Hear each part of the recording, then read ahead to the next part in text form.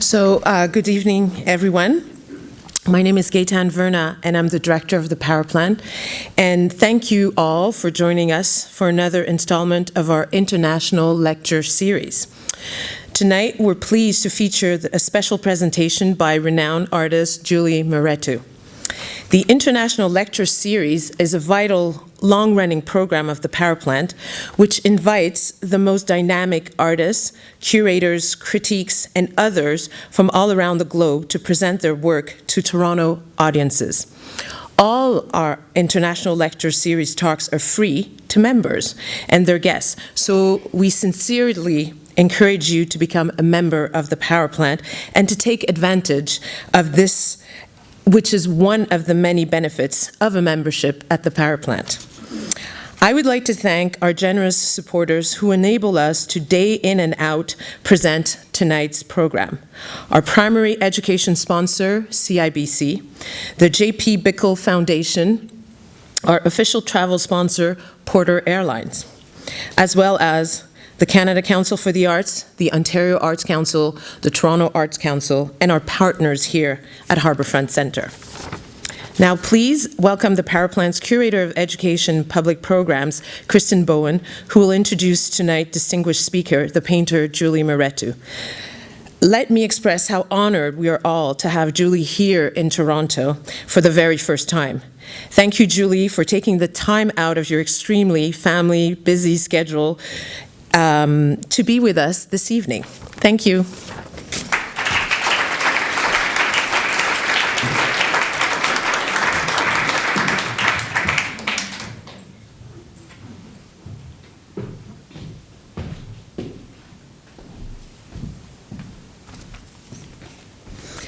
Thanks again to everyone for joining us tonight. I'm pleased to introduce tonight's speaker, Julie Mehretu.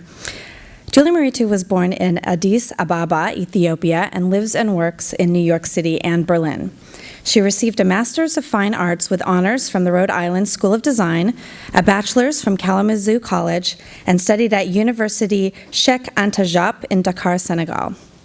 Mehretu is a recipient of many awards, including the MacArthur Award, the American Art Award granted by the Whitney Museum of Art, the Rhode Island School of Design Alumni Council Artistic Achievement Award, and the Berlin Prize Guna S. Mundheim Fellowship at the American Academy in Berlin, Germany, among others.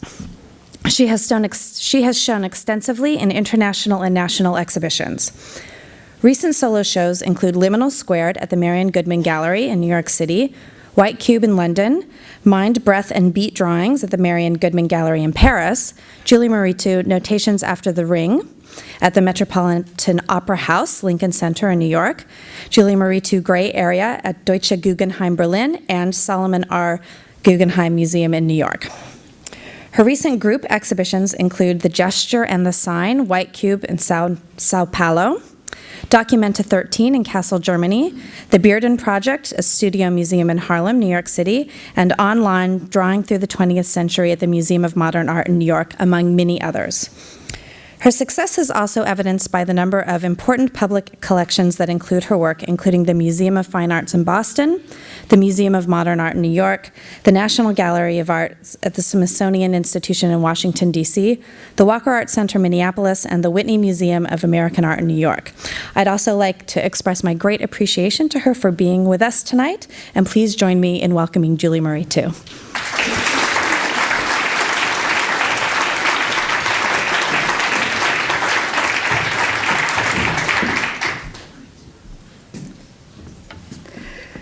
Good evening. What a nice introduction. Thank you so much. I'd like to start with saying it's a complete honor to be here. I've known of the Power Plant for a long time and have always respected its programming.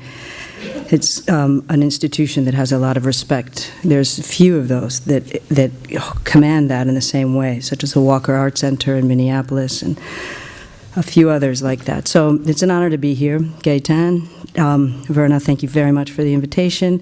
Christine Bowen for the introduction and for coordinating with me. Valerie Valerdo,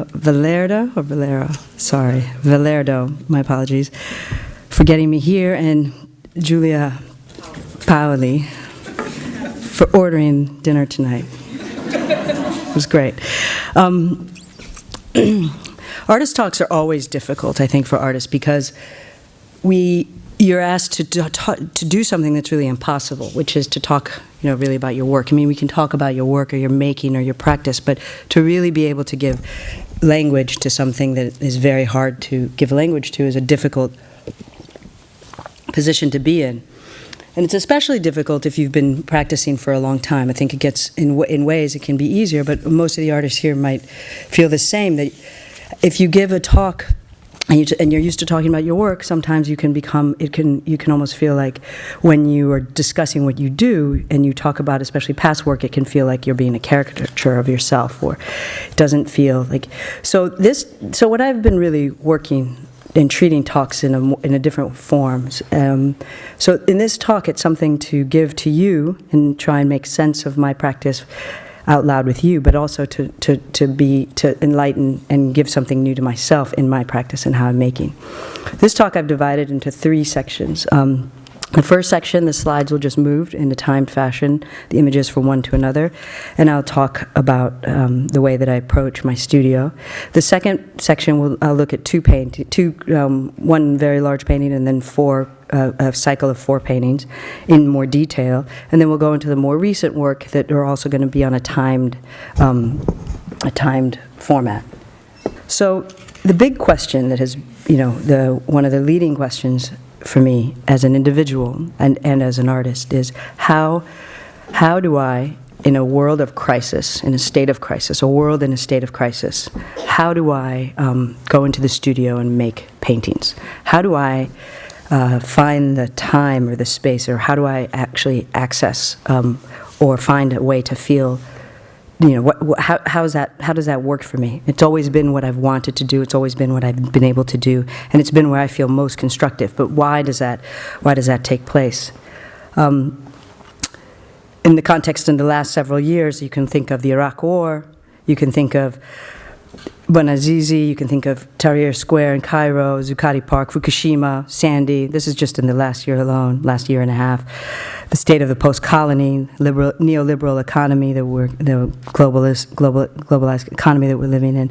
How can the studio be this other place? What happens in the studio in this context? So I'll start with a quote. "The impossible attracts me because everything possible has been done and the world didn't change." That's a Sun Ra quote. Another quote, "At the century's end of the future Hyeth machine, at the century's end, the future Hyeth machine has 2 opposing tendencies, 2 synthetic drives, the soulful and the post-soul." That's Kojo Eshin in More Brilliant Than the Sun, where it's a long kind of meditation on and accumulation of writing on a type of Afrofuturist music, a form of, and what's been happening in forms of music in the last 20 years. This was about 10 years ago that this book came out. So the question about how to go into the studio in a state of crisis, this has been a big question for the last 15, 20 years. How to make in a hyper-consumptive economy, super industrialized military complexes, health complex, medical industrial complex, post-colonial complex, the imperative of the planet, the imperative of being able to take care of it. How, as an artist, do you retreat and work in this constant state of crisis? For me, one of the initial impulses in trying to make sense of this and trying to make sense of myself in this context was about trying to make sense of who I am. And one of the studio is the only place where I feel, outside of participating in many other ways in the world, where I feel the most constructive. The studio becomes this place of, it's like a machine, a digestive machine, a place of descent, a place of mining, a place of digestion, a place of like research, internalizing, data processing, data mining, a place of compression, data compression, being able to take all this collection of the world around me and somehow try and make some sense of my place within this larger thing. My work, though, the work and my interests lead. So the mark and the hand, the early drawings, small little drawings of the mark behaving a particular way, if that mark repeats itself in a certain pattern, a certain order appears, then maybe that order is disrupted by also the individual marks. So every day for 15, 20 years, is almost every day, I sit down and I draw. And within the context of this larger globalized economy, as an individual sitting down on a table, taking a pen to a piece of paper, a paintbrush to a piece of canvas, there's an individual mark. The insistence on that, the insistence on this individual action, and the belief that that individual action has some form of meaning in this larger context. That insistence, that can create a different form of rupture, that it could have that possibility. There's some faith in that fundamentally. At the same time that there's complete, a disbelief in that, an understanding of the failure of that possibility. But if there's this presence and this insistence and this belief of the power of this individual mark, the power of the individual on this collective, the power of the various individuals, the marks could always could do something else in the construction of the image. And this is how I've worked with drawing and with marks in my painting. The marks are always something to contend with. And they act socially, they get lost in the excavation. In that process, I find new tools, new language, new tunnels, new places, always a time to conspire something else. So my process and the way that I work is beneath the surface. The hand leads, the mark leads, and in that process of trusting and being able to access this deep pressurized state of intuition, I can access another knowledge and another way of thinking, which leads a sense of understanding and which can lead into something else possible. So whenever I'm beginning new work, and I'm working through these other complexities in the outside world, however confusing those might be, the studio is this place and this zone that's assured of other possibilities, where something else can happen. This other impossible possibility could happen. So there's this process. It's part study and part action, right? There's this action, the action leads, and then the process of making sense of that action and the marks is an effort to make sense of what has happened. And in that process of making sense of what's happened, then it becomes another form of making in the studio, which is the form of the analysis or the rational, the map, the Cartesian approach to trying to make sense of the abstract or the action. And in a sense, there's a mimetic form, a mimetic type of action that's happening in this process by itself.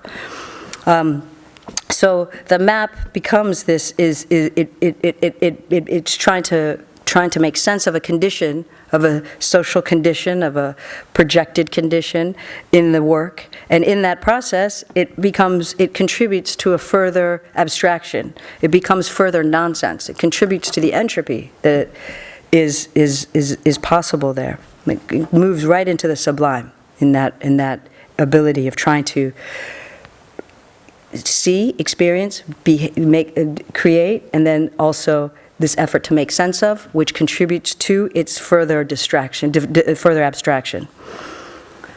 We all acknowledge then space is full of political, mythological projections. We have there's no architectural space, no urban space, there's no idea of social space in any way that we understand it without a political, mythological projection into that space and into the way we think of space. So for me, that's where the architectural language came into the work, whether it be historic amphitheaters, the stadiums, markets, plazas, places of public urban space, fortifications. These are buildings of desire, buildings with futuristic proposals, buildings with very specific intention and specific desires of power, specific intention, whether it's a form of standardization that happened in early modernity that contributed to ideas and development of fascistic kind of desires of power, neoliberal contexts of power.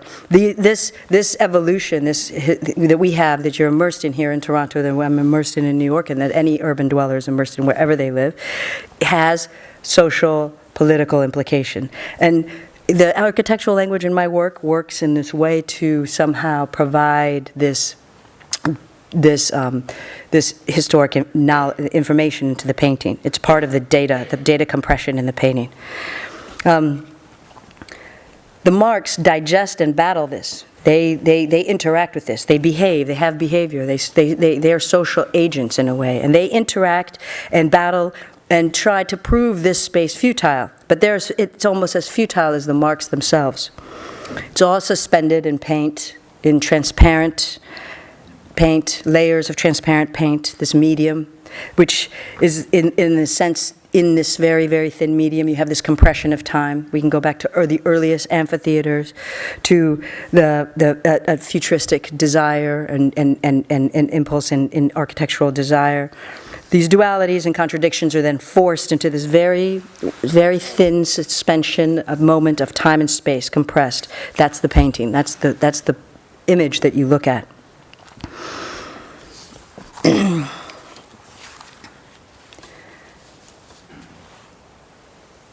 Each of these paintings, in terms of architecturally, the information that has gone through them, and these paintings that you've been looking at are paintings that I've made in the last 15 years. You know, they go from paintings that really investigated the stadium, paintings that, such as this one that we're looking at, early 19th century buildings in Berlin. I mean, late 19th century, early 20th century buildings in Berlin that were mostly eradicated during the Second World War.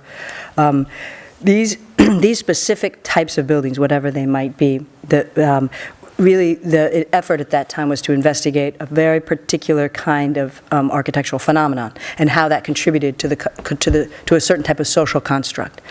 And the marks and their interaction with that would try and somehow dissect that, disseminate that, digest that, and participate in that in order to somehow shift and become themselves the spectacle, if you will. And then into the mark being the action and the agent, and this possibility of this social agency in the painting, erasure.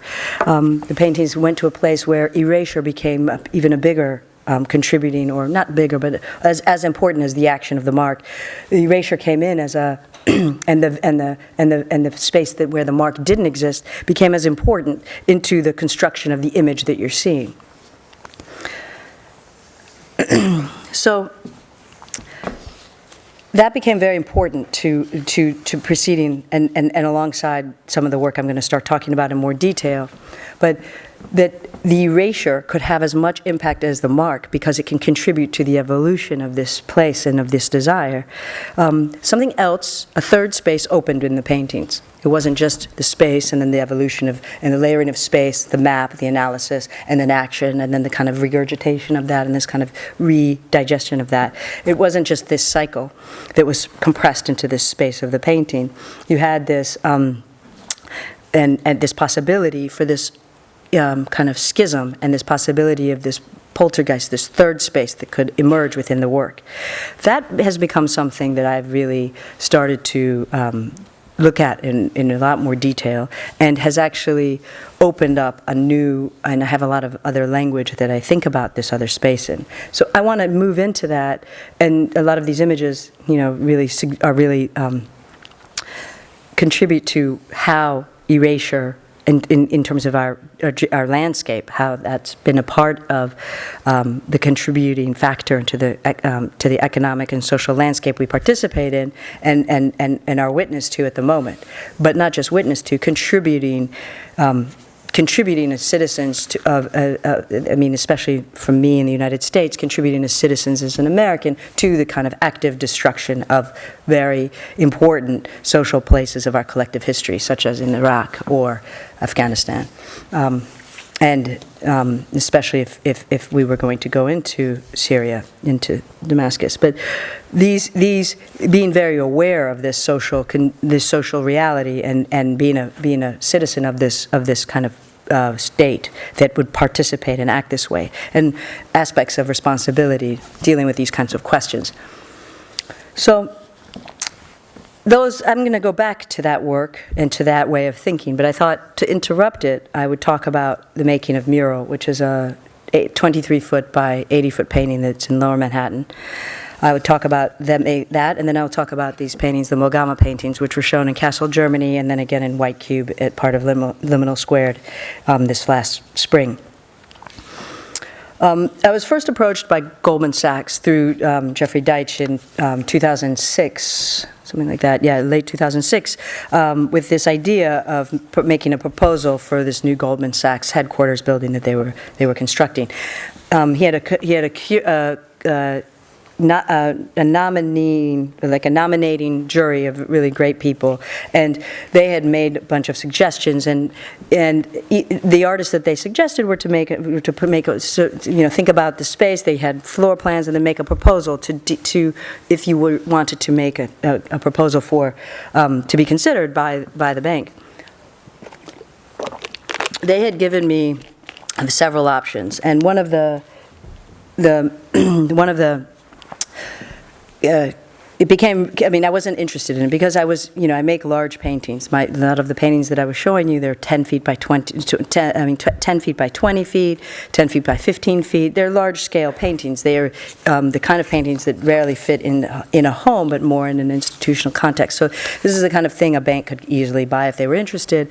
So it wasn't, to me, it was, if it was going to be a question to me, I had to think, well, why would I do a proposal for a bank of this nature that was moving from Maidens Lane and a very specific location in downtown to the West Side Highway, across from the where the World Trade Center had been, and which is a very, charged site in Manhattan, not just because of 9/11, but it's a historic graveyard, it's a historic port, it's a historic part of the city for many reasons, but especially charged because of 9/11. So you have these layers of reasons that it's also a historic Native American gravesite as well. So you have this very layered history there, in addition to a historic African American gravesite. So I was, when they sent me the plan, I kept it in my studio. I was at the American Academy in Berlin at the time, and I kept this floor plan on the table near where I was working. And there was this huge wall, which they didn't really think anyone would make a proposal for it. I think at the time they were thinking it would be rotating exhibitions on this wall. And it's really the frontage of the street. You see it from the street, and it's across the street from the glass. And somehow this wall kept nagging me. And I was really interested in, it kept coming back to me, like, how would a painter deal with that type of a wall? What I didn't want to do is some type of wall drawing or something that I was really interested in this wall as a site, as a witness. It was the blast wall to protect the building, so it was part of fortification. It had a very, very specific intention in the building, as did this big corridor that this wall ran along. So you walked in on one side of the building, and you had to go all the way, almost a full city block, to the other side of the building to access the elevators. All the employees would have to do this. And then you access the elevators, and the reason that exists that way is that the trading floor is that long so that you could see each other across from the trading floor. There could be this open sight line, a whole city block of an open sight line of all these individuals. All of these kind of issues kept coming back to me, but especially this militaristic blast wall that this wall is, this fortification across from. And you have that now as well in the Freedom Tower. So the whole first many stories are basically a fortification for the building. I went to two good friends who I have building a space in the Catskills, a nonprofit lab, artist residency space. We're very close. Lawrence Chua and Beth Stryker. She was involved with us then. And we collaborated, asked them to collaborate with me on this wall kept coming to me, and I wanted to treat the wall, and I wanted to treat it as a painting, and I wanted to be able to think of a painting. What was interesting to me is painting rarely gets this position. You have outdoor murals, you have, which is a form of painting, but it's painting on canvas in this traditional form, is usually reserved for a very exclusive audience in the museum or in galleries or in collectors' homes. It's rarely a form of art that you see as you're driving down the city, as you're riding your bike down the bike path, or anything of the sort. Painting really is usually not in that context. And I was very interested in treating this wall as a painting, and a painting as a mural, the two variations of that, but really as painting. How could a painting occupy this position? Basically a type of form of public art. So we spoke, and we came up with various, and the site, the bank, and many other interests of mine in systems and world economies, and these types of, the evolution of individuality within that. And so Lawrence came up with a really great proposal, a really great grounding work by Brodel. And so I'm going to read you the proposal. It's it won't take me long, and then I'll talk about the evolution of the painting. There have always been world economies. This is a quote by Brodel. Fernand Brodel. The Mural project seeks to explore the space-time of globalization to map the cohesive histories where culture and economy overlap, as well as their anomalies, arrhythmas, and fragments. It is based on Brodel's Civilization and Capitalism. In this 3-volume meta-history of the world economy, Brodel traces the emergence of the modern world from the 15th to 18th centuries, and he delineates a stratification of economic life into a hierarchy of layers. At the bottom are the structures of daily life, subsistence architecture, agriculture, village barter, and production for local consumption. And above that is the market, a system of towns and trade, market fairs, currencies, transport systems, bills of exchange, and craft guilds. Above this, capitalism, giant capitalism, acts to direct the flow of trade networks and world economies. Brodel proposes that global economies can be divided into zones, characterized by differing social, economic, technological, cultural, and political orders. As economies organize space, so do cultures and civilizations. But a cultural map and economic map cannot be superimposed without anomaly. While economies succeed each other, political institutions crumble, and societies replace each other, civilizations continue. This project aims to draw out the layered confluences and contradictions of the world economy in a mural, which is a kind of absurd gesture, right, or desire. But what might spatial history of global capitalism look like in a mural project? My proposal was to make this 80 by 24-foot painting, a mural that would look and feel like a painting, a palimpsest, a diorama. I've conceived of the mural, this is at the time that I wrote the proposal, and then I'll talk about what really happened. I've conceived of the mural as an organ, a heart, a center of circulation in the core of the building. The mural will offer a layered tectonic view of spatial history of global economies through drawing, painting, weaving back in time and projecting forward, spinning outward into the future. The mural will be composed of 4 layers that contribute individually to the final image. Each layer will be comprised of composites of different types of formal information painted and drawn into the acrylic. This mural is to be embedded in a particular place and time, the architecture of the new Goldman Sachs headquarters at the time of its construction, which was 2009 it opened, built from 2007 to 2009. We know what happened in the global world economy during 2008, and so this was a really kind of Goldman Sachs being a big active agent in this. Like the built environment in which it operates, the mural will act as a living force, never idle, continually pulsing, participating within the community that's constantly moving in and out of it. For me, one of the really interesting aspects was the audience that moves in and out of this headquarters. So you have an idea of who these bankers are and who are the active agents in an atmosphere like this. But, you know, there's a 60-70% of the number of employees that are working in this building that houses 10,000 employees are service industry people. People who are cleaning, people who are feeding, people who are serving food, cleaning the gym, cleaning the floors, and working as as administrative assistants to others who are there, which is super fascinating to me. A majority of those people are not the people that you see in MoMA. I'm sorry, I've been leaving the image where it was. In MoMA, at the Metropolitan Museum of Art. And so for me, there's this audience that is participating, not once in a semester, or once a year going to this museum, or once every few months when a new show occurs, but an audience that is actually participating with this painting daily. I set up we went to Berlin to rent the studio. I set up the painting in the studio in a way where I would walk through the painting every day when I would come into the studio in the way that most of the employees would enter the building, and exit the painting in the way that most of them would exit. So there's that far corner end of the studio where the desks were would be the entrance point of the studio, and the exit point would be on this side. So there was this constant kind of, my movement through the painting would mimic the way that most of those who would participate with the painting would travel through it. And this was really important into the compositional structure of the painting. The painting was not done and designed or drawn in advance. It was done in very small parts. I arrived in Berlin with a whole idea for the painting, projected it, it fell flat.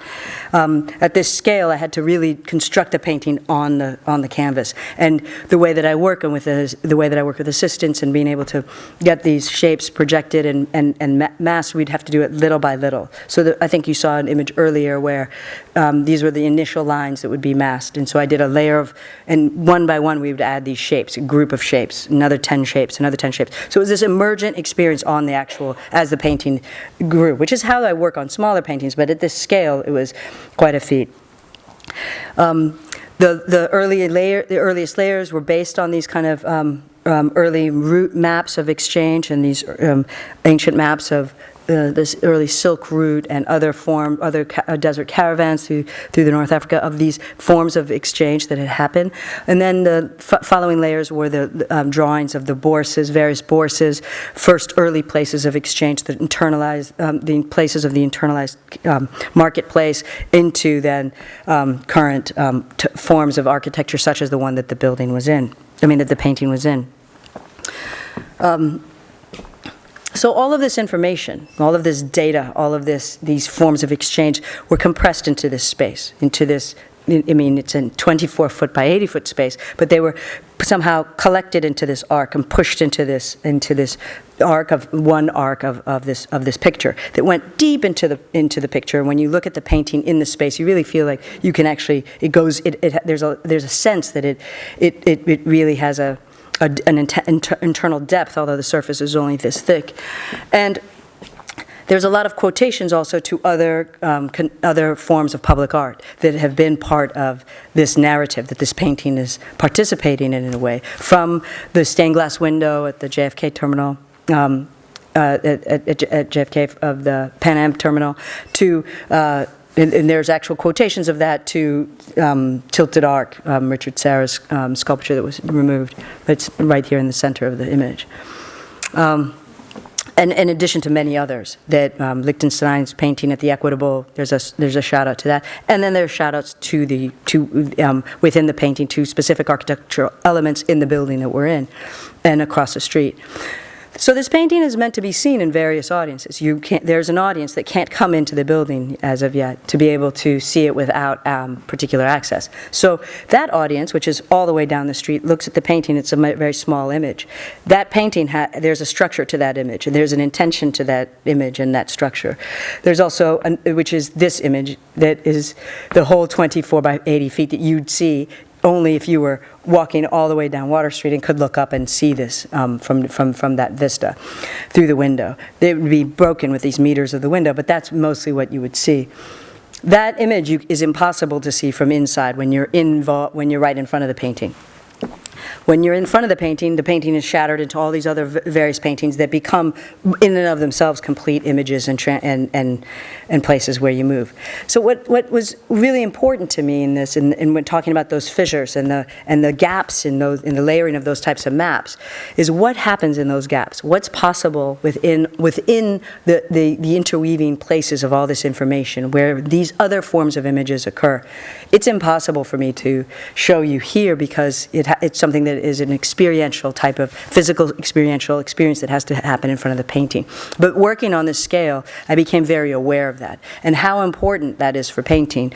I had known this before. I had worked at the scale, at a large scale, but to really understand this emergent, time-based experience that it takes to walk across this painting, it becomes like a cinematic type of experience where there's certain replays and repeats and schisms and these gaps. And what happens in the break of that gap? That's the question that was very, very interesting to me and became something that I continued to investigate in the next work.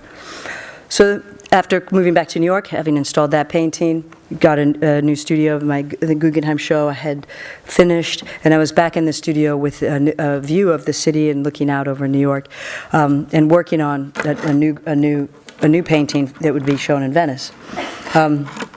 But mostly I was trying to make sense of my reality, having moved back from Europe, having made the decision to live in New York City, and looking out at New York City, you could really see in my new studio. You could see this view of the city, the harbor, and the river, and I had never had that perspective on the city daily like I was having now. Driving, and I live in Harlem, so I'm driving down by the river every day, and the intention of the city becomes very, very clear to you, that this city exists because of this river, because of the depth of this river, because of how solid this island is, and in Manhattan, and that they could construct this form of space. So I became very interested in my return to New York, and at that time, and this is something that's very interesting to me, in January and February of that year, you had the eruption of what has been called and what has become known to be called the Arab Spring, with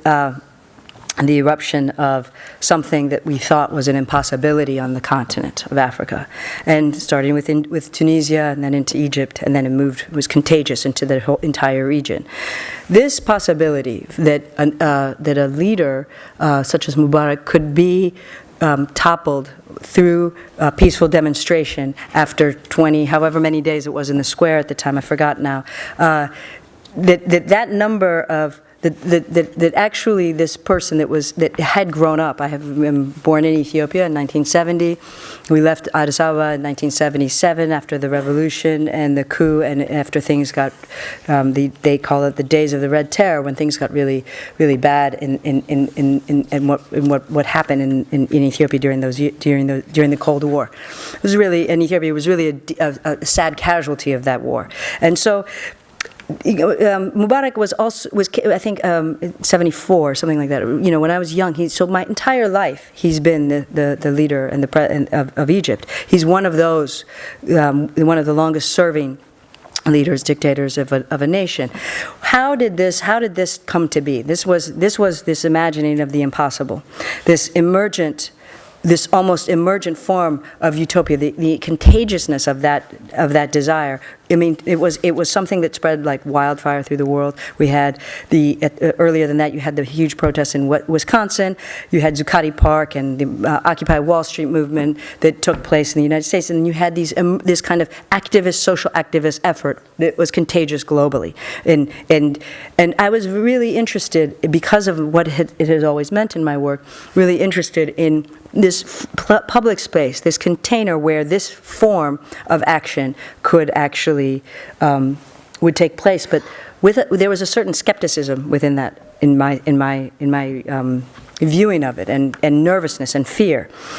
So, but it was in this state of liminality, this state of the threshold, this state of becoming something, but also not knowing what that is. And we're 2 years later, second revolution, and we still are in that state of question, and the state of maybe emergent becoming, but with a lot more. There's a lot more skepticism or concern of other powers at play here, but there had always been. It was that moment that you had the eruption of that possibility, and that was actually successful. So during that time, I'm here in New York, and part of my interest in this was, just in my background, was to think about, to be back in the city, focusing and building a painting architecturally that was based in New York, but that the drawing was being pulled from, I knew it in me, from this action that was taking place all the way back in the continent. This kind of geographical kind of psychological geographical space, this kind of crisscrossing across the Atlantic back to this place, projecting certain desire, trying to make sense of a place, an action there, and really almost becoming obsessed with this, and that being the focus of the work. This became also part of my interest. And how do these schisms, what is that? There's some big schism there that's very deeply embedded in me, in who I am, but also it was very interesting to me that trying to come back to New York and make sense of New York, I was going to the north of the continent again. So I started, the next painting I made, this painting really it took place and evolved during that eruption. When I was invited to participate in Documenta 13 in Kassel, Germany, I wanted to really look at this phenomenon and actually use the architecture of the squares. I read this piece by Nasser Rabat that was in art form called Circling the Square, and it gave you an architectural history of the actual buildings around Tahrir. And I was very interested in his approach to the actual specific architectural history of each of these buildings that had very different intentions, but they became this metaphoric container of a type of desire. So looking back at these squares, looking back at squares from when I was in college, Tiananmen Square, the understanding of Red Square, thinking of Plaza de la Liberación, Plaza in Havana, Cuba, Mescal Square in Addis Ababa, where Mengistu threw down and claimed the new future of a Soviet Ethiopia, of a socialist Ethiopia, where these squares, in very different ways, operated and had very, very different metaphoric desire, different intentions. But there's this almost ceremonial aspect to this public space. So I was very interested in trying to layer these and really, so I think we researched about 35 different squares in the world that had this importance, and that we're either filled with people at the moment that we were working, or had been symbolically important in our recent history. And I layered these squares together, and it was a very fascinating experience to make sense of the European squares, like places, the Tahrir has very specific, like I said, architectural history, but so when you think of Place de Bastille in Paris, it also has a very, very different social and cultural history that contributed to its construction. So making sense of these various histories and layering these, half the squares, these paintings were vertical paintings. They took on the portrait format, or this very religious almost format. They were not landscapes that felt like the form, but they were these cycle of 4 paintings that would somehow address this aspect of desire, ceremony, idealism in a way, this sense of looking up. If you looked up, you felt in front of these paintings, you couldn't see the, I'm sorry I'm going through some of these fast, I want to get to the paintings, but you couldn't see you couldn't see over the top. It wasn't as if you were surrounded by buildings, but the buildings, as you looked up, became inverted and were falling down into the square, almost as if a foreign object were coming in, but they were in a way a reflection of the square, a reflection of that space, or this other sense of folding in on itself. So these were about a year of a group of people, very incredibly talented hands working with me, projecting these images into these 4 paintings. They're 15 feet tall, 12 feet wide. And so whether it was the Zocalo in Mexico City, such as the image you're looking at now, or, like I said, Zuccotti Park, Tahrir, here is again a projection of somebody working on the Zocalo. These were layered and embedded into one another. And what you have in here is this type of layering of not only this, you have this kind of, the paintings build this mimetic experience of these squares, this public space, that type of desire, but they also suggest other type of infrastructure, other types of symbols of power. They pull from all of that. They have various meaning in that way. And so in an effort while making these paintings and taking these parts and layering of this many places, it was, in a sense, building this gigantic other form of this type of space. What it became more clear to me is that it didn't mimic, in a way, being in the square, but it mimicked being in a vista of time, of that desire. And in a sense, that was constructing some other type of machine or other type of experience, architectural experience. And it became clear to me that I was fusing these as bits, as parts, certain types of archways were really suggested a particular type of square or a particular type of moment, as did other elements in the more fascistic kind of uniform buildings of standardization, where you had these kind of very strict rules in terms of Soviet and fascistic building. So all of the marks participating in this we'd become fused with this. With these forms of building, and become fused with these parts to create and to make something else legible. In a way, they contribute to a certain illegibility of the space, but they became fused with the structures, with the infrastructure and these symbols of power into something else.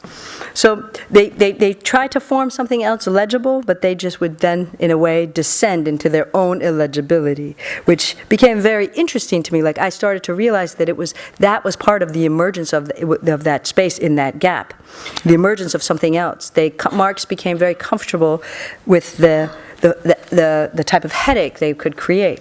The drawing and the paintings then weren't legible. They weren't something you could decipher, but you had to experience. They weren't something you could take apart and read as a map, but you had to experience. You had felt the emergence of these kind of other forms in the painting, almost it would be floating down, some type of ghosts or parts.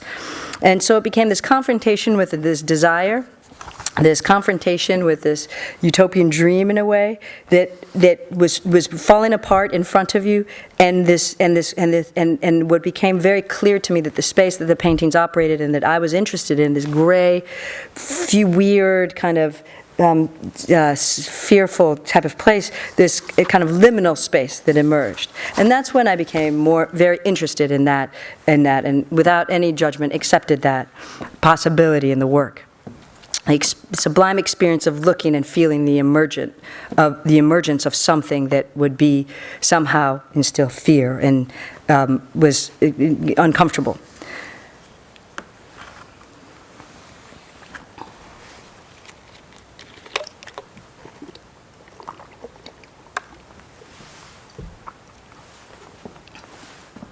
I'm sorry to go through some of these fast, but I thought I was... So these are the paintings installed. They were installed originally in Kassel, Germany, and then I installed them in White Cube. Worked with David Adjai, the architect, incredibly talented architect, to create a different type of space within the gallery to actually show these paintings in the round, so that that you were immersed in them very differently than in Kassel, where they were hung along a wall. And because of their scale and because of the structure in the space, there was these walls were free-floating walls that were at a diagonal that created, when you walked in, you had to turn your body to look at the paintings. And so that gesture shifts your whole intention with how you can approach this painting. It wasn't a face-on kind of confrontation. This slight gesture of your body starts the aspect of rotation, that when you move through the 4 panels.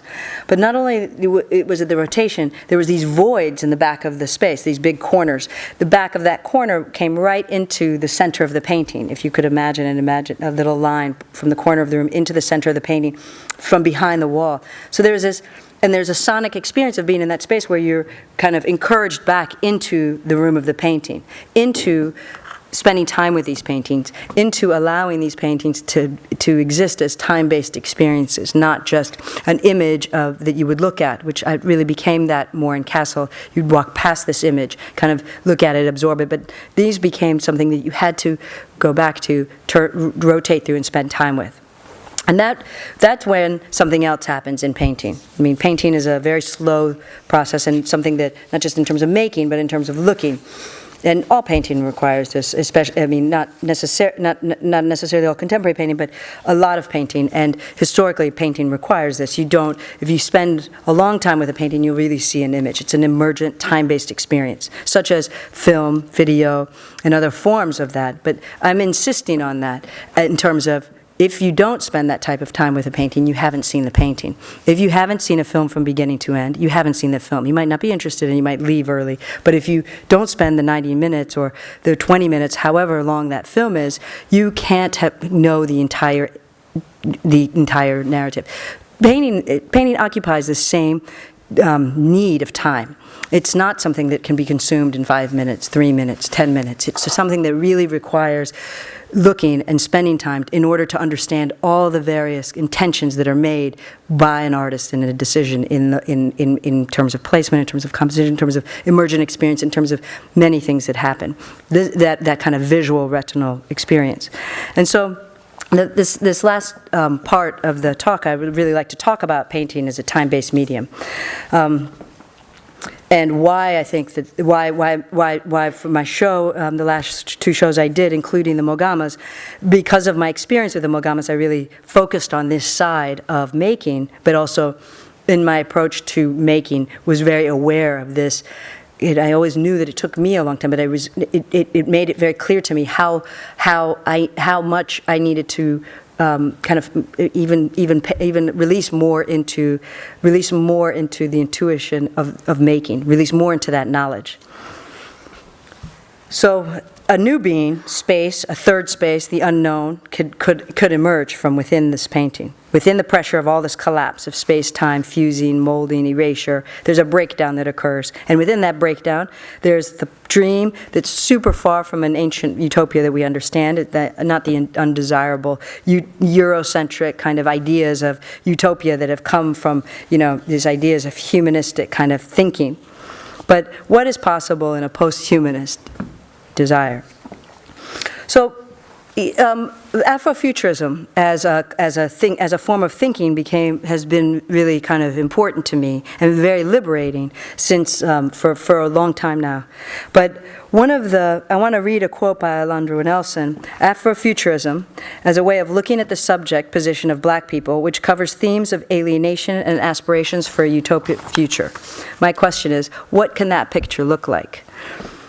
It was such a relief for me to have this shift away from this humanist type of desires, humanism, in terms of our understanding of that from the Euro kind of modernist European sensibility, which was, in a way, one of the most colonialist and violent kind of impositions in the world. And so, in the face of this daily truth, even at the moment of the experience of violence, and this effort, the intention of that effort is to dehumanize, from if you think about the cross-Atlantic slave trade, to whatever has happened in the New World, to this kind of constant effort to dehumanize and to kind of colonize. How then does the idea of the alien and the other, the other, in any understanding of what the other can be, and thinking of the other as the alien, in an effort to build something else, how does the alien envision utopia? What is possible? And the insistence on this desire for a utopian kind of thinking. Why there's a certain, since the Cold War, since the Second World War, you've had a type of neoliberal, economic utopian, American-led, globalized kind of acceptance of this form of the only type of utopian project that really could possibly work, which is in itself breaking down as we see it in a way. So then the questions are, how does everybody else participate in this? And this discourse was super liberating for me in terms of how I was thinking about my work and what could happen, and my approach to work with montage, thinking about cities, architectural space, and this desire to imagine the impossible, this desire that something else could exist in that schism, in those gaps, in the fissures, in the breakthroughs. So recently I was being interviewed by someone who's doing a big project on the decolonial gesture, and one of the questions that she asked was really articulated for me a way that I had been thinking about these issues. She was asking me, in the spaces and fractures and lines of the canvas, and the multi-layered sites and interruptions on the canvas, she brought up Fred Moten's notion of in the break, referencing the black aesthetic, which is also related to this Afrofuturist idea. But she talked about it as this mode of poetic and sonic working out. in the marked breaks and gaps and fissures, there's an undoing and pulling apart of geometric lines that leads into new types of designs that are not of a colonial or ordered making, but like of some other, and they're not celebrating the high plans of modernism, but they participate in an open force of an unraveling of something else. And that's, the way she asked me that is exactly how, when I'm thinking of those paintings that I was showing you, the Mogamas or the painting, even the painting that's situated in 200 West Street, downtown Manhattan, that in the space of these gaps and these breaks, that something else is happening. And that this space, even if it's the erasure that contributes to the construction of that space, there's a new emergent other form. And David Harvey, in talking about utopias and new possibilities of hope, talks about the failure of utopia as the minute that utopia has closure, this idea. The minute it becomes an architectural form, the minute it actually becomes it becomes deterministic. So the aspect, the possibility of utopia is in and of itself its possibility, this kind of unfolding and unraveling. And so this to me has been very exciting in the making of the new work, because the new work and these paintings, the marks really have taken over. They become fused with the bits of the architecture. There's a certain kind of time to understand the image that can merge us from that. They're not, like I said, legible paintings. They almost become kind of, you can't even spatially understand them or take them apart, like in the earlier paintings where you could stand in front of it and you felt like you were looking into a certain type of vista. This doesn't necessarily occur with these paintings. They become, there's a certain kind of acceptance of the skepticism of the painting, the failure, possibility, the impotence of these types of images. But there still exists, at the same time, a complete faith in these images and in the possibility of the painting and the object, and the possibility of this insistence on the individual hand. And that faith is haunting and ever-present. It's insistent, as much as it's working against futility, working in a time of crisis, working to make the invisible visible, and working to make the impossible. There's a discontinuum with all of it. And the effort in the work is this effort to try and see, to conjure it, an effort to understand and learn and make sense of it all, but not in an effort to make it transparent or to try and take it apart in a way to where you lay things out and you can make, there's a kind of a readability to it. In fact, it becomes more about experience, visual experience, optical experience, time-based experience, where what the painting emerges and your kind of improvisational, performative experience as a viewer and as a maker, this kind of engagement with one another, that is where the action of the painting occurs. And there's an opacity to that. And this opacity, there's a certain kind of comfort in that opacity. And so I'll close here, but T.J. Demos, who wrote on my work in the last catalog on my paintings, but who's a piece of his that I really loved, talking about the Autolith group, which is two artists who I think make fantastic film, and one is Kojo Eshin, whose work I've referenced earlier. When he was writing on a film of theirs, whose subject was the Jenin refugee camp in Palestine, in the occupied land, the name of the film is Nervous Rerum. And T.J. Demos says it depicts those who live in a political state of exception, but where one would expect anthropological insights and cultural access to Jenin's inhabitants, there's only blankness and disorientation. In the film, this camera is just moving at waist level through this camp. There's not the kind of transparency you would get with, let's say, some other types of films, and I'm thinking of an artist in particular who shot a film in Kassel where these children are moving through Kabul, pushing the film canister through the town. Who's the artist? Do you remember? Francis Alice, and he's pushing, and so that film is the opposite. That's the anthropological film. That's the film where you're looking at these kids pushing this film, but you're really looking at how it's like a scope on Kabul. This film, inside of this refugee camp, what I find very interesting about this piece and what TJ speaks about and what the entire piece was called The Right to Opacity, it depicts this he says, without what one would expect anthropological insights and cultural access to Jenin's inhabitants, there's only blankness and disorientation. In other words, this film is ruled by opacity, by the reverse of transparency, by an unknowability that is also a sign of potentiality. And so for me, this opacity that equals unknowability, which equals a radical place to make, a radical place of potential, radical place to act as a human being, and a radical kind of possibility for an unfolding of a different way of thinking, a different type of form of utopia. That's a place that going into the studio every day to make from is an empowering position. And I think I think I'll end there. Was that enough?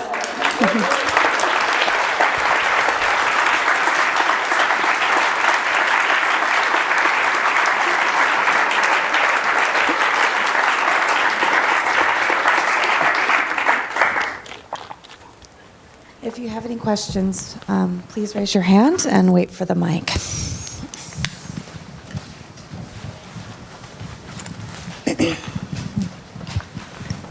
Yeah?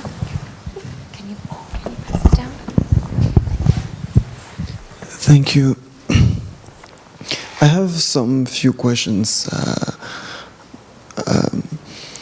My first question is, I heard about mind breath. I would like to know if by mind breath you mean you are expressing the basic movement of the mind, of the brain, by drawing. Is it a primitive movement you're showing? Is it a moment of the origin of mind? Because when you talk about breath, I think breathing is a basic movement of life, of the body. So, about mind breath. My second question is about the process, your process of work. I think we could say, if I understand, excuse me, there are two things in the process of work. A rational process, in architecture, and maybe an intuitive process while making marks. I would like to know what requires more brain control between the two processes, between the rational process and the intuitive process.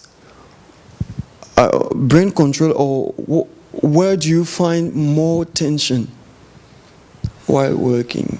It's a good question. I'll answer the first question fast because it's a quick answer. Mind, breath, beat drawings come from Allen Ginsberg, named a whole series of poems, mind, breath poems. And for him, it was coming out of a certain way of thinking and working related to his Zen Buddhism, and a way of being able to access through the breath and through a connection that would go quickly from mind to paper through the breath. I was interested in that because that's a generative form of the way that I draw.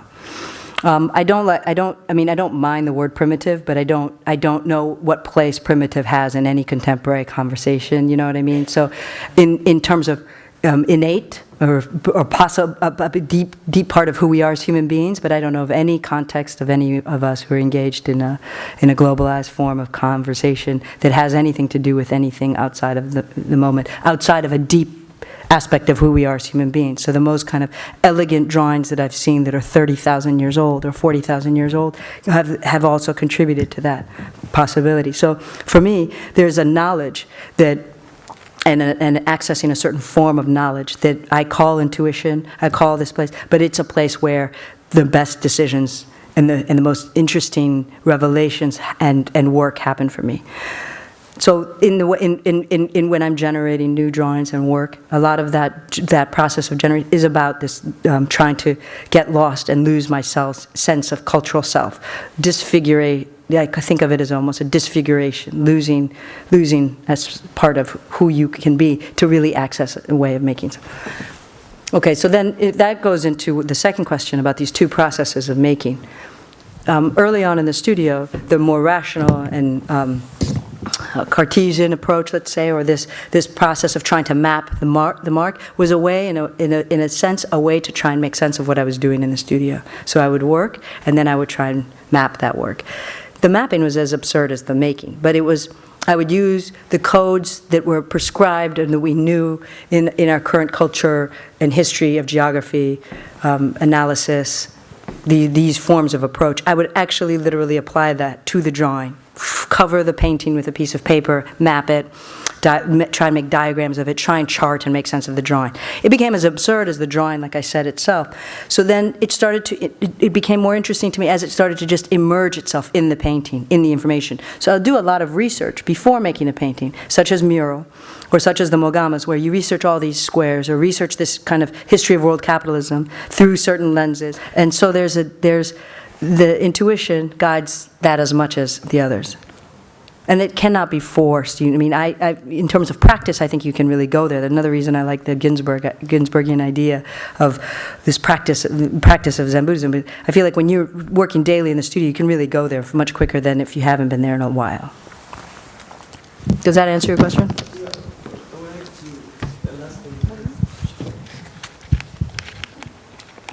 Thank you very much.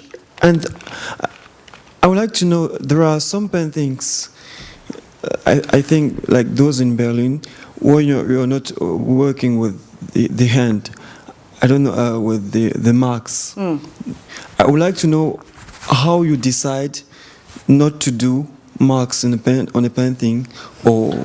Yeah. Some of those paintings just start, we're drawing into them. And I work with, like I said, various really talented people. And some of them are very good at drawing certain parts of buildings and other parts of it. It works in a very kind of almost classical Renaissance studio in that sense, where... and certain paintings, as they start evolving, there's a very interesting dynamic that starts to occur in the layering of those images. So for example, with that Berlin painting, it became... the drawing would only, it wasn't necessary. Somehow the image was evolving well enough without it. The underpainting, the kind of lightness of the underpainting, the ghostliness of it, with the collection of lines, allowed for the painting to be complete without it. That wasn't the way I had started that painting. I really thought that painting was going to move in another direction. So those decisions usually happen where I started the painting with New York City with a very, very different intention of what that painting would look like. And the painting moves along its own trajectory. I mean, especially because they take a year and a half to make. So they really evolve and transform. So a lot of times those decisions are made in the process of making because how the image is evolving.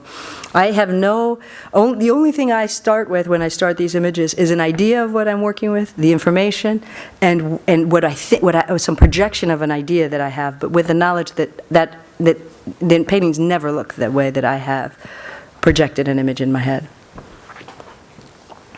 So thank you for the lecture. It was really, really enjoyable and really wonderful to you're very generous in all the material that you showed us around your process. Thank you. It's very, very interesting. I was sort of curious, one of the things that you didn't show us was works of art, paintings by other people. And if there were like 10 other paintings you might put in this lecture, what might they be by other people? But I did show paintings of other people. Did you? No, because this is what I also thought about when I asked this question. They're historic paintings, but not necessarily contemporary, but I could. Yeah. But yeah, there's a lot. Okay. But I can answer the question either way. Yeah.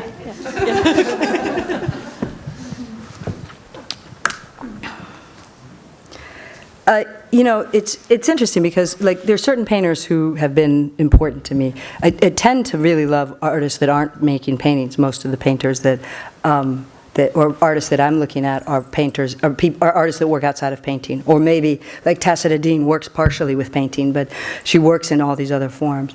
But there are some painters who I feel create this other space, another possibility. Albert Olin would be a painter whose work I've always respected and have always found very interesting in that it's about this kind of evolution, but in its ways of dealing with.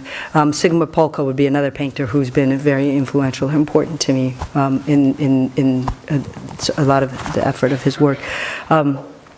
But artists like Kara Walker then also, in her drawing and her approach to recontextualizing history. That has also been super important to me. So David Hammond's another artist whose work has Steve McQueen in earlier films. So there's, and especially thinking about some of one of shows several years ago at Marion Goodman where he had these various different films, but the way he's thinking of archiving images. And then there's artists who really work with the archive and an effort to kind of create a codex and a sense of trying to make sense of things that visually Weiss and artists like that I really respect. So it becomes like, it's hard to think of it as just painting, but I feel like a lot of contemporary painting is, especially in New York City, there's an intention almost to either treat, there's a certain kind of consumption of image that I'm becoming more, that I'm more and more, there's an interest in painting because it's painting and because of its ability. It's the ultimate analog in that way. The ability to that you have to be in front of it to experience it. But there's a certain aspect of painting that really wants to deal with the reproduction, that wants to participate in the consumption of images, Instagram as quick images, and to me there's what I'm interested in with painting is the opposite of that, which is this kind of belief and deep insistence on what can happen within time-based painting. And so, and then the other problematic I have with a lot of contemporary work that's being made in terms of, at least in New York, that I can talk about, is this kind of insistence on painting turning in its own belly, like people just working in a way where there's zero of the world that has anything to do conceptually or with this kind of, and to me that's a very kind of, it's almost like a neoliberal response to painting. And that I have a huge problem with, not just for painters, but for artists whose approach to making is within this kind of turning in into its own neighborhood, into its own self, into this kind of looking back, turning into itself. And I don't know how to describe that outside of a place like New York City where you have that. It's very common. So for my belief in this, or my, not belief, but maybe my interest in what is the possibility of something else in painting really lies in its engagement outside of just painting, if that makes sense. Yeah, no, that's a great answer. I was curious, I guess a little bit about going back in time. When I asked the question, I was thinking more further back, like, in a sense. Well, like, I don't know, you can go back 100 years or 200 years or whatever you want to do, and you've given me a very contemporary slice, which I think is, it's a great answer. I know. I mean, some of the paintings that I included, or that I thought I included. I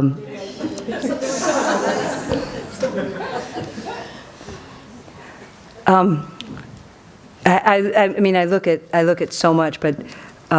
You know, from important kind of the major important history paintings you'll find at the Louvre, to which I included a few here, like Raft of Medusa and paintings such as that, through to what's the name of this painting? It's left my head right now. It's in Munich. It's one of the paintings that I showed here of that huge battle scene. You know whom I think the name has just left my head right now. But the image was there, like 3 different scenes of that. That is an important painting for me.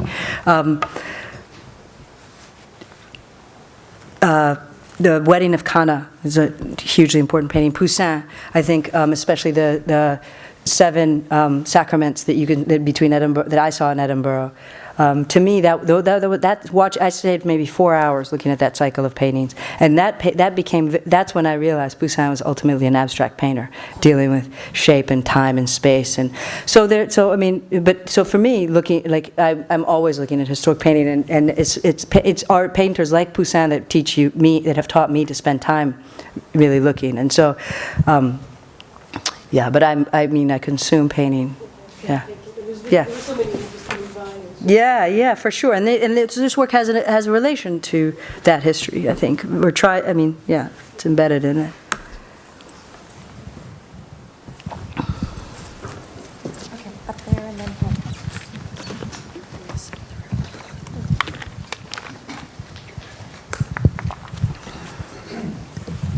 Hello, Julie. Hi. I have about, I think, 3 questions. The first one has to do with your recent work. You were conversing about theater, that deferred space in your paintings, and how you were like, how I guess you were looking for it. And I was wondering, were you trying to represent, I guess, sort of like space you see in an environment, or like a person, sort of like a supernatural creature? The second question is about your journey from coming from Berlin to New York, and how, I guess, if there was a bit of evolution with your paintings. Did you see maybe like an environment in New York, there was a sense of tension, or maybe a tension leaving, or maybe a sense of subject kind of changing with your work?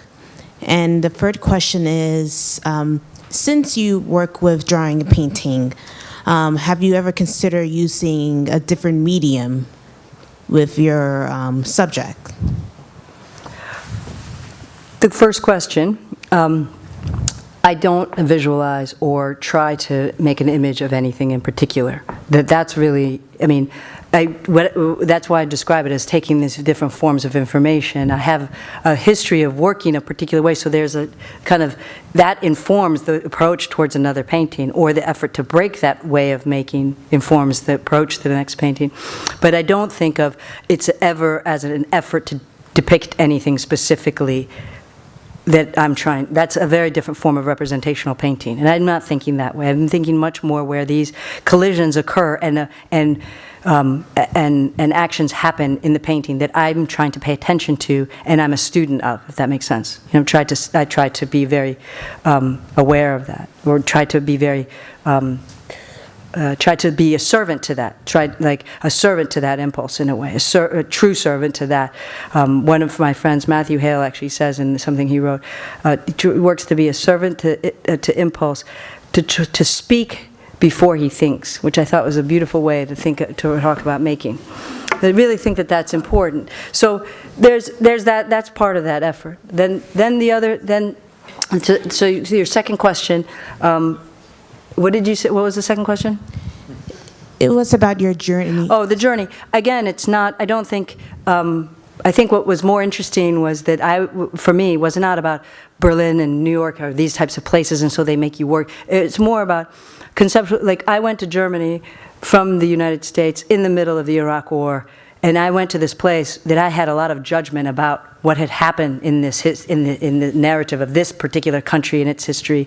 And here I was, a part of a country and a citizen of a country that was actually committing atrocities and fighting an illegal international war that my elected government was supporting, and murdering hundreds of thousands of people daily, you know, not daily, but over the picture of this event. And so I was really, I was able to think differently about this historic occurrence that happened in Europe during the Second World War. So for me, these kinds of other illuminating kind of perspective on place happens through these various, but it's not so much that the place becomes this kind of the vibe of the place becomes an informative aspect. It's more, so then when I came back to New York, that my attention was so, when I went to Europe, my attention was so much as an American, I was really thinking of myself as an American. And then I come back to the United States, and I'm really involved in this action from where I come. And for me, it was about this kind of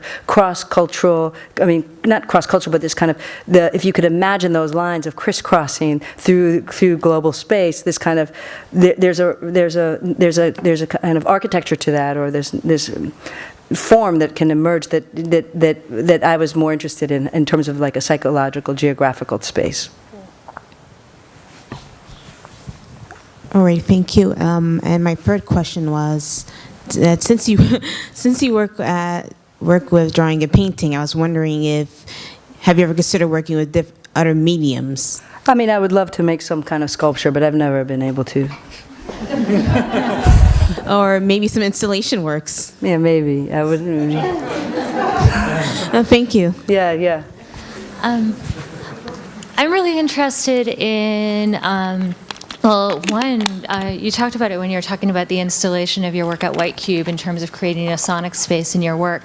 I've always read your work as having a really strong sense of rhythm and the scenes and like the imagery that you're working with, especially when you're working with crowds, is by no means quiet.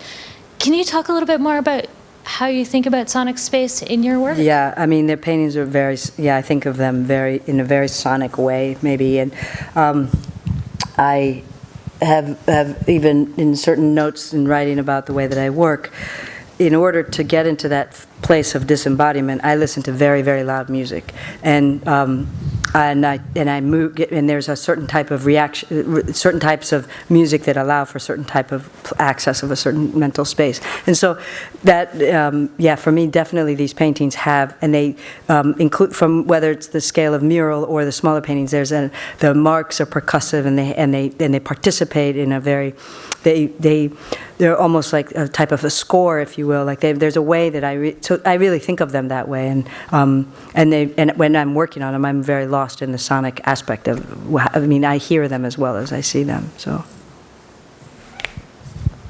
Hi, I'm just kind of curious. Your work is very data rich and very dense. Yeah. And I was wondering how the emergent information technologies have informed your work and access to information, and if there's been sort of an evolution with these technologies and sort of how you've seen your work progress over the many years. It's interesting because earlier, when I was a younger painter, I was much more interested in these paintings, somehow trying to mimic this kind of frenzied act.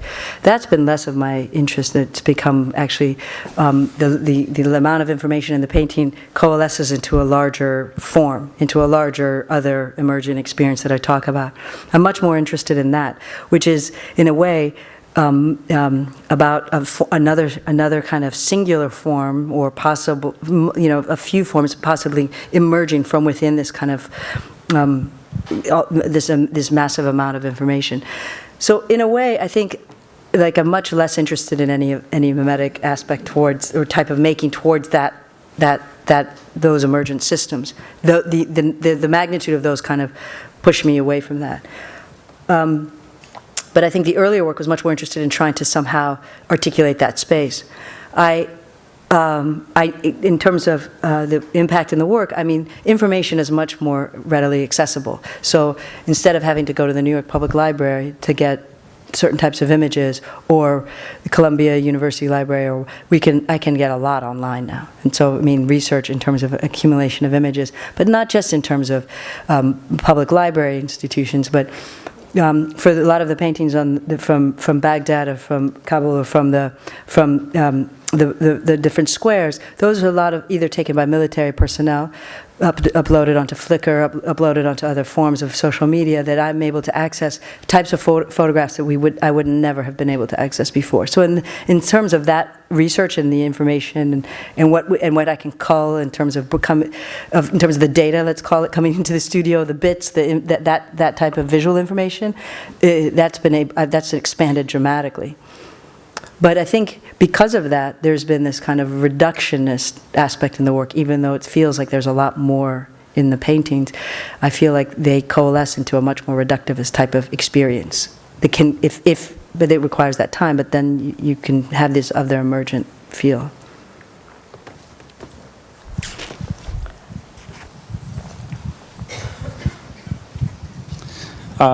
Yeah, thank you so much for your talk. It was great, and I really got a lot out of it.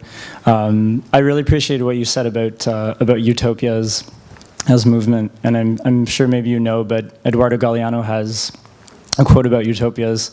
He says that I see utopia and I walk one step towards it, and as I get closer, it walks away 2 steps further. Yeah. And so what does utopia serve for? It serves to move, to walk.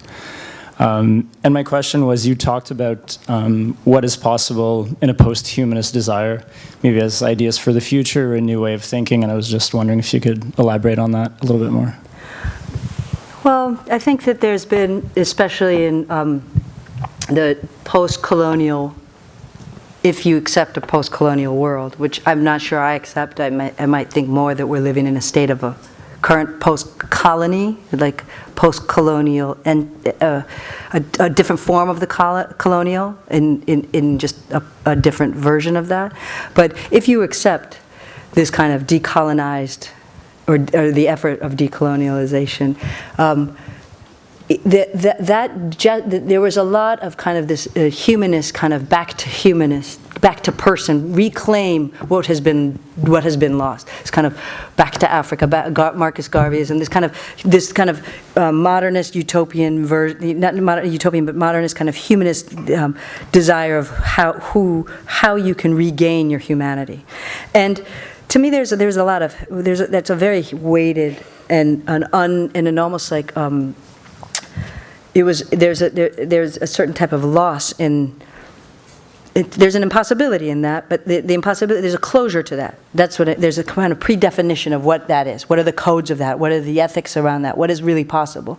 And if you're the other in so many ways, like whether in such a multitude of ways, after the constant daily experience of whatever that must be, whether it's racism, the violence of the constant gaze of sexism, homophobia, blah blah, it goes on, poverty. There's this kind of constant effort of dehumanizing.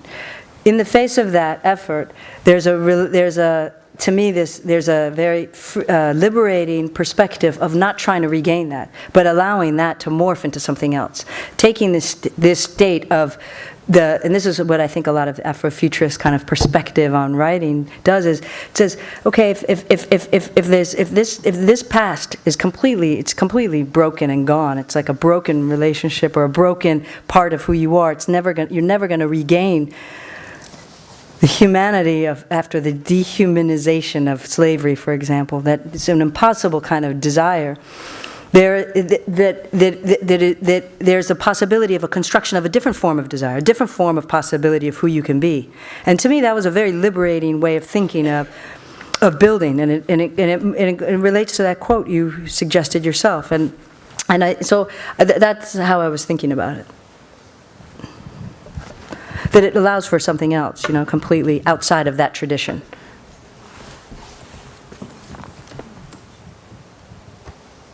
Hi. My question is sort of along the lines of art and activism. Where are you? I'm back here. Okay.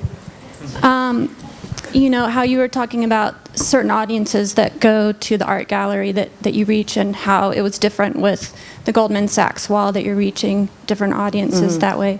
And I'm just curious if you might speak a bit more about, because you're interested in these crises and the social and the political, and sort of the role of the artist, and how also the artist connects with activism and things that's going on. And do you feel personal need to go beyond what you do as an artist to engage in what's going on out there in different communities? Yeah, I mean, I work as and as I said in the talk, feel like this is where I find I'm most potent in my contribution somehow, in my ability to make something else, and it's it's kind of a constant need of mine. But I also feel that it's a very internal practice. It's a practice that is really, it's me by myself or with a group of people, that I work with, but it's a very kind of internal practice away from the world. It's kind of a place of retreat, and that's digesting the world, kind of responding to that. And so there's many other ways that I engage. I'm one of 3 people who started a nonprofit space in the Catskills that's artist residency, laboratory, organic farm, kind of a place of a different form. It's another form of this way of working in terms of this kind of emergent utopia, if you will. Another way of thinking about developing, another way of being in the world. I also work with I'm working on a project with a filmmaker who's made one of 4 only films shot in film in Ethiopia, with a story, a very important Ethiopian film, and producing that. And then I've been involved in various other activist kind of actions that are with organizations that are actually doing work either in Ethiopia or in the United States. So it's really like there are ways that I find ways to participate and engage in activist kind of gestures outside of painting. But I find that my strongest or my most potent, or I feel like I have the most potential in the studio in terms of my engagement there. I see painting can have an activist role, but it's a very different way of making, and the existence of that, or the part, constructing an object that can spend time here is a very different project than an activist gesture that that does something else. So they're very different ways of engaging in the world. But I find myself, I'm a political person who's engaged in the world around me, and I'm not just separate from that. I don't just retreat. Hi. So every artist faces challenges, and being an abstract artist, very often you have to explain, and like you were just saying, it's very helpful, the talks, to talk to people, and that's how you get the message across. What would you say are the biggest challenges that you face now as an artist, and as well when you were in the first stages of your career, so say as a student and recently graduated?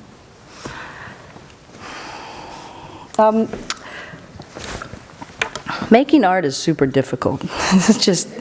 It's hard work.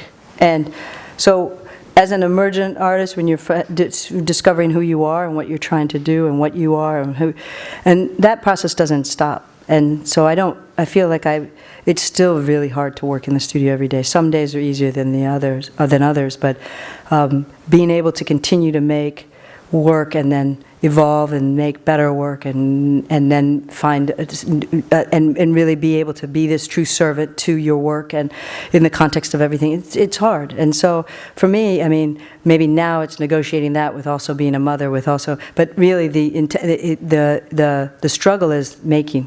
And it has been from the beginning. Thank you. Sure.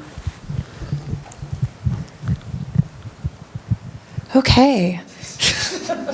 Thank you, Julie. Are there any, we have time for one last question, if there's one pending question she hasn't. Okay, last one. When will we see your art in Toronto? Really good question. Nice question. Soon. All right, well, thank you so much, Julie. Thank you. I like the way it's ended.